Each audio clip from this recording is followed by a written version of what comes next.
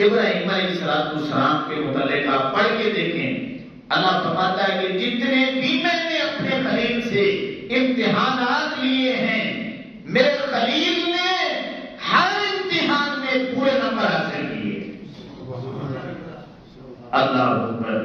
تو امام الانبیاء صلی اللہ علیہ وسلم کے غلام اب اللہ کے اس حکم پہ عمل کرنے کے لیے ہم ابراہیم علیہ السلام کا ذکر خیر کر رہے ہیں کہ اللہ نے حکم دیا ہے کہ میرے خلیل کو یاد کرو۔ اب ابراہیم علیہ السلام کی ابھی ولادت نہیں ہوتی، ابھی ماں کے پیٹ میں جلوہ گری بھی نہیں ہوتی۔ نمرود ایک رات سو رہا ہوتا ہے، خواب تکتا ہے کہ ایک ستارہ چمکا ہے جس کی روشنی اتنی زیادہ ہے کہ دنیا میں جتنی بھی روشنیاں ہیں وہ باندھ پڑ جاتی ہیں۔ اب رات اس نے جیسے تیسے کر کے گزاری، صبح اٹھتے ہی اس نے حکم جاری کیا کہ نجومیوں کو بلایا جائے۔ اب نجومی آتے ہیں، نمرود اپنا کام ان کے سامنے رکھتا ہے اور پوچھتا ہے کہ اس کی تعبیر کیا ہے۔ نجومی بتاتے ہیں کہ تیری سلطنت میں ایک بچہ پیدا ہونے والا ہے جو تیری سلطنت کے زوال کا باعث بنے گا۔ اب نمرود کیا کرتا ہے؟ نمرود کہتا ہے کہ تمام مردوں کو اپنی ہی بیویوں سے علیحدگی کر دو، الگ کر دو۔ حتیٰ کہ کتابوں میں لکھا ہے، ایک محکمہ بنا دیتا ہے، اپنی ہی بیویوں سے ان کو الگ کر دیا جائے تاکہ وہ بچہ اس جہان میں بھی نہ آ سکے، لیکن جسے اللہ رکھے اسے کون چکھے۔ اب کیا ہوتا ہے؟ ابراہیم علیہ السلام کی جلوہ گری جب اپنے ماں کے بدن میں ہوتی ہے تو نجومی پھر آتے ہیں، وہ کہتے ہیں نمرود تجھے پتا ہے کہ وہ بچہ ماں کے پیٹ میں آ چکا ہے۔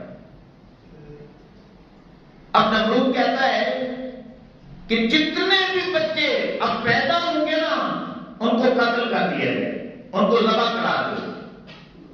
اب کیا ہوتا ہے؟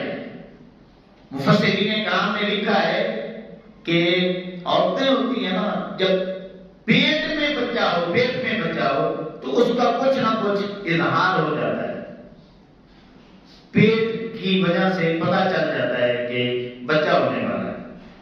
لیکن اللہ رب العزت کی حکمت دیکھیے کہ ابراہیم علیہ السلام اپنی ماں کے پیٹ میں جلوہ گر ہیں اور کسی دوسری عورت کو خبر ہی نہیں ہے کہ ان کے ہاں بھی بچے کی ولادت ہونے والی ہے۔ نارمل جس طرح عورتوں کا پیٹ ہوتا ہے اس طرح ان کی مالک نے حکمتاً اس انداز میں اس کو بنا دیا کہ عورتوں کے پاس بیٹھنا اٹھنا تو ہوتا ہے لیکن کسی عورت نے ججمنٹ ہی نہیں کی، توجہ کی، پھر بھی بات سمجھ نہیں آئی۔ حتیٰ کہ ابراہیم علیہ السلام کی ولادت گاؤں سے باہر ایک غار میں ہوتی ہے، ماں صبح اور شام کو جاتی ہے، اپنے بچے کو دودھ پلاتی ہے۔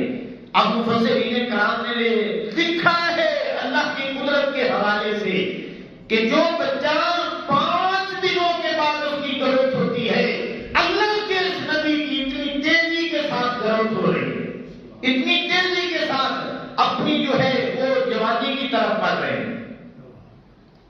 ابراہیم علیہ السلام نے اپنا پورا بچپن وہیں پہ گزارا، ماں صبح کو جاتی شام کو جاتی، اس انداز میں ابراہیم علیہ السلام نوجوانی کی عمر تک پہنچ جاتے ہیں۔ اب وہ اہل علاقہ کو تکتے ہیں، اپنے چچا کو دیکھتے ہیں، قوم کو دیکھتے ہیں، قوم تو کوئی ستارہ کی پوجا کر رہا ہے، کوئی چاند کی کر رہا ہے، کوئی سورج کی کر رہا ہے اور کوئی بتوں کی پوجا کر رہا ہے۔ ابراہیم علیہ السلام نے اپنے چچا سے پوچھا، اس کا ذکر سورۃ الانعام آیت نمبر 76 میں موجود ہے، پورا رکوع آپ پڑھ کے دیکھیں۔ ابراہیم علیہ السلام پوچھتے ہیں کہ چچا جان، کوئی ستاروں کی پوجا، کوئی چاند کی، کوئی سورج کی، کوئی بتوں کی کر رہا ہے، تو یہ تو خدا نہیں ہے، خدا تو وہ ہے جو زمین اور آسمان کا پیدا کرنے والا ہے، بس وہی خدا ہے۔ تو اب کیا ہوا؟ ان کے چچا نے کہا کہ بیٹا اس طرح ہے کہ جب ستارہ نکلے گا پھر میں آپ کو بتاؤں گا۔ اب ستارہ جب رات کو نکلا تو اس وقت ابراہیم علیہ السلام کو پکڑ کے لے کے آئے کہ یہ میرا خدا ہے۔ آپ نے فرمایا کہ یہ میرا خدا نہیں ہے، یہ تھوڑی دیر کے بعد اس میں ڈوب جانا ہے، تو جو ڈوب جائے جس پہ زبان آ جائے وہ خدا نہیں ہو سکتا۔ پھر چاند کی روشنی ہوتی ہے، چچا پکڑ کے سامنے کرتا ہے کہ یہ خدا ہے۔ ابراہیم علیہ السلام فرماتے ہیں کہ چچا انتظار کرو، جب روشنی ماند پڑتی ہے فرماتے ہیں جس روشنی پہ زوال آ جائے وہ خدا نہیں ہوتا۔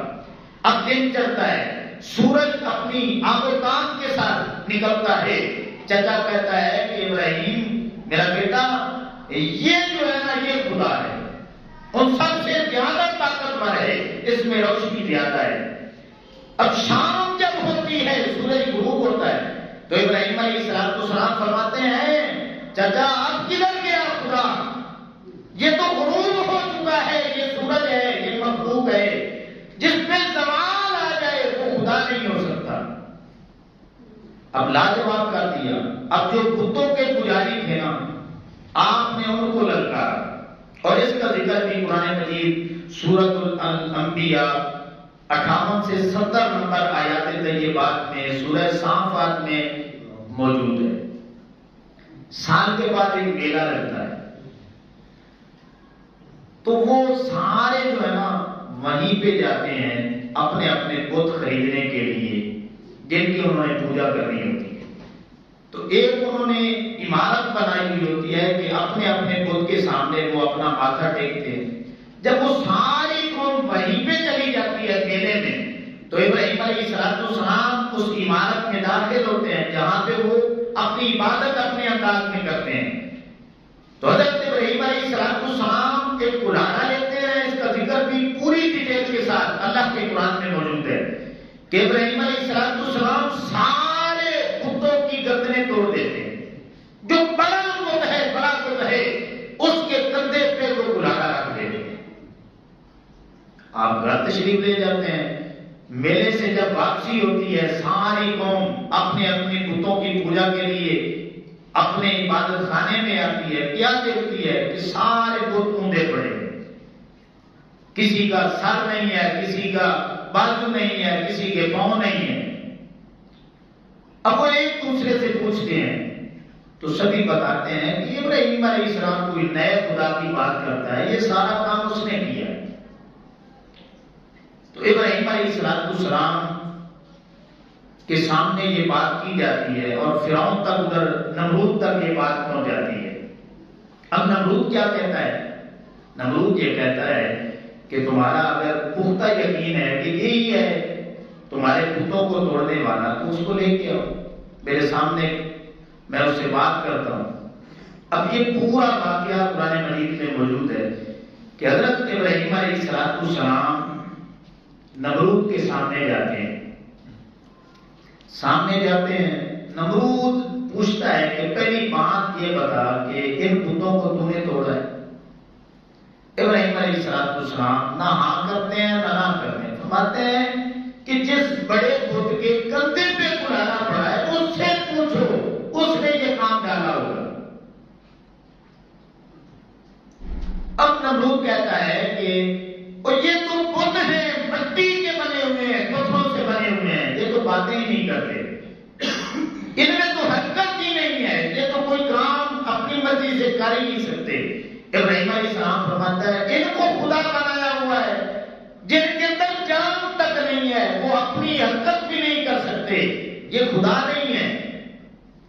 اب نمرود کو غصہ آتا ہے، وہ کہتا ہے کہ اگر میرے علاوہ کوئی خدا ہے جو میرا مقابلہ کر سکتا ہے تو آؤ میدان میں پھر۔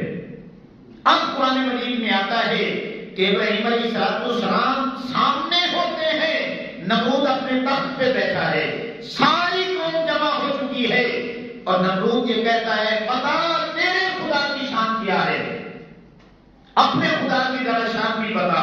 ابراہیم علیہ السلام فرماتے ہیں میرا خدا وہ ہے جو زندگی بھی عطا کرتا ہے اور موت بھی دیتا ہے۔ اس نے کہا یہ تو بڑا کوئی میرے لیے کام ہی کوئی نہیں، یہ تو آسان کام ہے، زندگی میں بھی دیتا ہوں اور موت بھی دے سکتا ہوں۔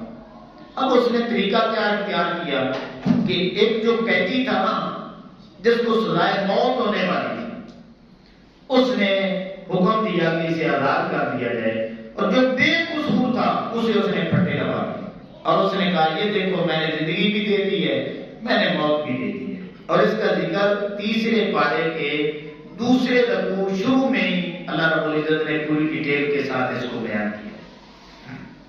ابراہیم علیہ السلام تکتے ہیں کہ بادشاہ ہے لیکن اس کے پاس عقل نہیں ہے۔